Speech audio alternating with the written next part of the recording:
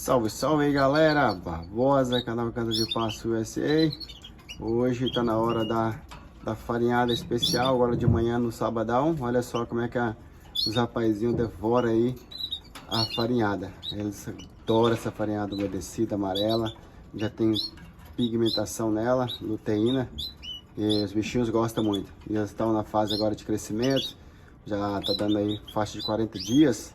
Então estou colocando bastante farinhada presa umedecida com pigmentação, né, luteína, para ver se conserva as cores deles, melhora um pouco, para ver como é que tá a genética deles. E os filhotinhos estão bem saudáveis, graças a Deus. A mãe deles já tá com... Nasceram 4 filhotinhos ontem à tarde.